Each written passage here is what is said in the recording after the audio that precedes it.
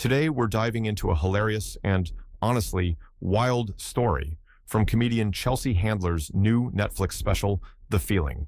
If you haven't seen it yet, you're missing out. But don't worry, I've got the inside scoop for you. Chelsea's known for being brutally honest, no filter, and always bringing the laughs. But this story? It's on another level. In her latest stand-up special, she shares a ridiculously funny experience with none other than former President George W. Bush. So here's the deal. Chelsea is pretty close friends with George W. Bush's daughters, Jenna Bush Hager and Barbara Bush, and she had the chance to meet their dad for the first time at, of all places, a pickleball game.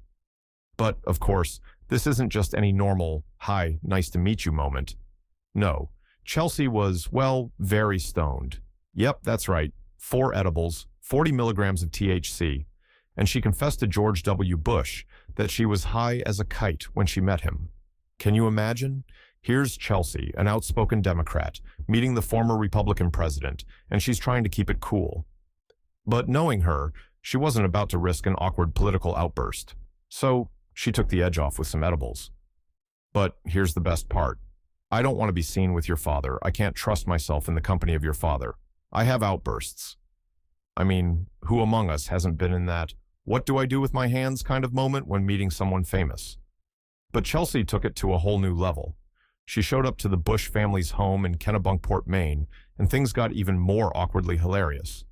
Chelsea gets there, and Barbara tells her George would be busy getting a massage, but surprise, surprise, George W. Bush himself pops up on the pickleball court to introduce himself, and that's when it gets really good. Can you picture that? They take a selfie together, with Chelsea high and George W. Bush just chilling like it's no big deal. Honestly, this is peak Chelsea Handler. But wait, it doesn't end there. After their encounter, Chelsea and George exchange some flirty texts, but of course, just like any good ghosting story, the former president disappeared. I have not heard from him, and it's probably for the best. On a more serious note, Chelsea also opened up about turning 50 this year. She's feeling grounded, optimistic, and using her platform to spread positivity, humor, and inspiration. And honestly, that's a vibe we could all use. I'm kind of in the phase of injecting optimism and positivity and laughter and joyfulness.